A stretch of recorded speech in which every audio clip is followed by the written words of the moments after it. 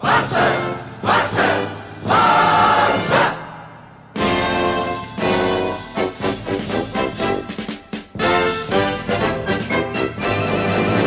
Hello and welcome in to Talk FC, and welcome back here to the channel, guys. And you know what Thursday brings. It is News Roundup Day. We are going to be going through some Barcelona news right here for you, featuring Jordi Alba and his international recall. What has happened there behind the scenes with Luis Enrique, Felipe Coutinho, an injury update on the Brazilian, some more thoughts and potential game time for Malcom, and of course, we cannot stop mentioning Messi. He's going to be back, and it's going to be soon. All of that and some more coming up.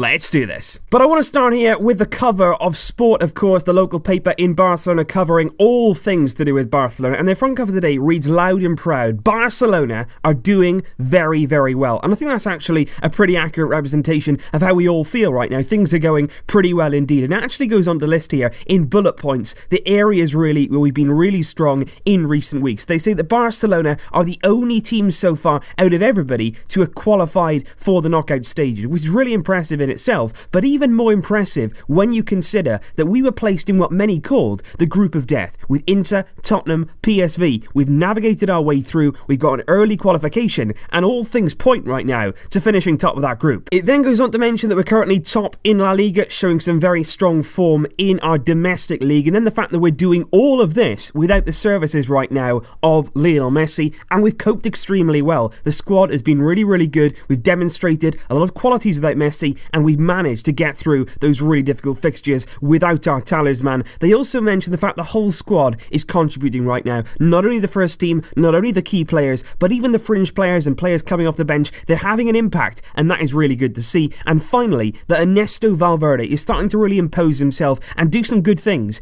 as the Barcelona coach with the way that he's managed the team over the past few weeks. So indeed, when you lay it all out like that, as a Barcelona fan, there really is a lot to be happy about right now. A lot of positivity going around, and that is fantastic. Let's keep on this path, let's keep up that good form, and hopefully it continues on Sunday against Betis. And now on then to the big surprise of the day this morning, as Luis Enrique announced his Spain squad for the coming international break, which of course included Sergio Roberto and also Sergio Busquets. But the big surprise was his inclusion of Jordi Alba, who has indeed been recalled for their games against Croatia and Bosnia coming up now in this international break, which, given Jordi Alba's recent form, shouldn't really be a surprise that he's called up to the Spanish national team squad. But it all goes back to the end of Luis Enrique's tenure as Barcelona coach, when he dropped Jordi Alba towards the end of his time there, and Alba probably said a bit too much in the press about Luis Enrique, about his management style, about the way that he was dropped. He wasn't happy at all, and I think since then Luis Enrique hasn't exactly wanted to include him in his Spanish squads. But I think given Alba's form, he simply cannot be ignored right now, especially when you consider right now we are talking about one of the best fullbacks in the world, if not the best fullback in the world right now on current form. And all that I hope is this doesn't affect Alba. I don't want him going away on international duty, tiring himself out, playing a lot of minutes. Hopefully Luis Enrique manages him like he's managed the rest of the Barcelona players, which has been good so far, and we can still maintain the best form of Jordi Alba, because he's been brilliant so far this season without international football, and I really, really hope that he stays in that good condition, given that Juan Miranda right now is our only backup left back. And on that subject there, actually, I do have a good question which was asked to me in my community section, which I just want to touch on, which is basically asking whether instead of pursuing a centre-back, we should actually be instead, our next signing,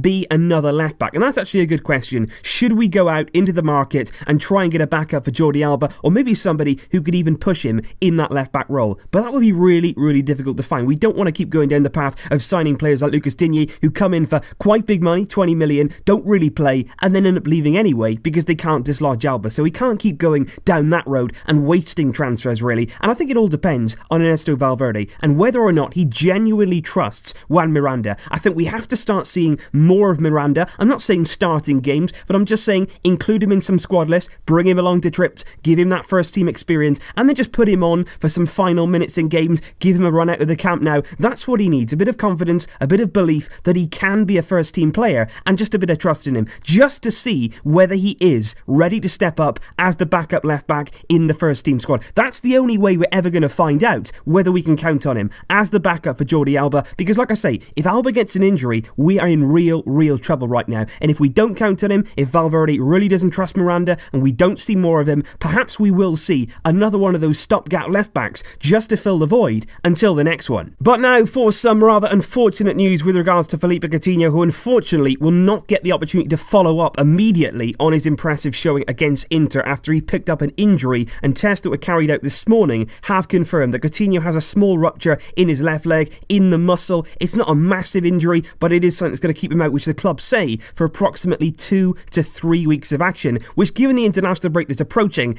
isn't exactly the end of the world. It means Coutinho will miss Sunday's game against Real Betis. Of course he's not going to play in that one, and then it'll be a real race to get him fit for our first match back after the international break, which is a big one. Away at Atletico Madrid at the Wanda Metropolitano, we will need our full squad for that game, Coutinho included, so hopefully he can get back for that game. And along with Coutinho, there was also another absentee from training this morning. Ousmane Dembele missed the session due to some stomach pain, but hopefully that's just something that keeps him out for action for only a day, nothing serious. Hopefully we will see him return tomorrow and he will be available for Real Betis on the weekend. Hopefully it'll be fine. But now I do want to discuss Malcom in a bit more detail, and just while we're on the subject of injuries, and in particular that Philippe Coutinho injury in mind, looking ahead to this weekend's game against Real Betis, does it open the door now once again for Malcom to receive some more minutes, potentially even as a starter in the game at the Camp Nou? Obviously, Lionel Messi, as we're going to come on to in just a minute, could be back in contention, but he's still unlikely to start this game, meaning without Messi and without Philippe Coutinho in the starting lineup,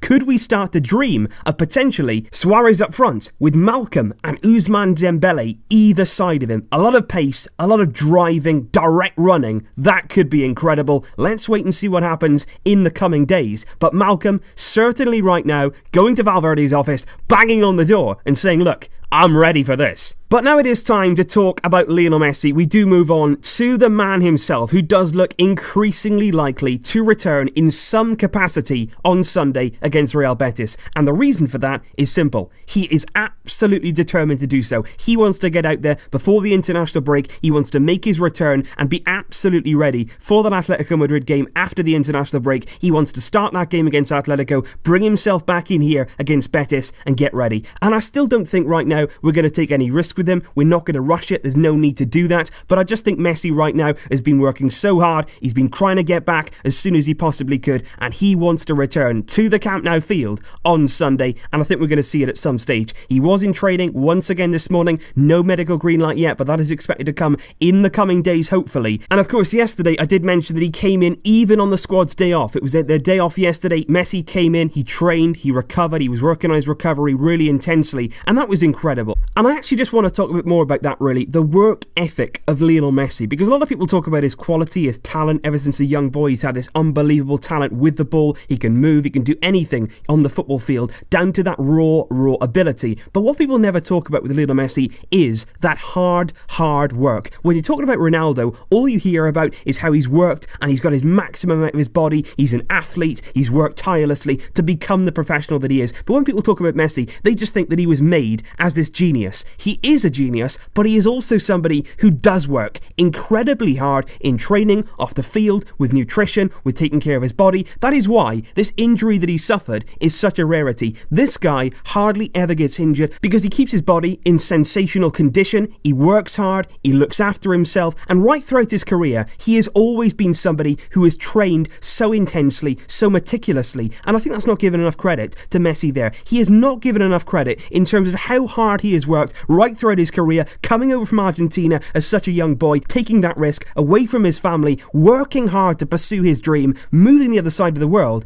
and really making it in Barcelona for so many years, so much consistency. And I just think that's one thing really, like I say, Messi doesn't get enough praise for that. You hear it about other players, how they work hard, about how they're such model athletes and model professionals, but Messi is that too. He might be a genius, he might have such raw talents and raw ability, but he's had to put a lot of hard work with that, and we shouldn't forget that. And so guys, that brings us to an end for today's video in terms of today's news roundups. Hopefully you enjoyed today's news, and of course let me know your thoughts in the comments down below on everything that we have discussed in today's video. The videos will keep coming, and later on tonight I will have the first episode of my Football Manager career mode with Barcelona. I'll be taking the reins as Barcelona coach for one day and one day only. So leave your thoughts down below guys. I will see you soon with more videos. Thank you as always for joining me. But until then, as always, Visca El Barça.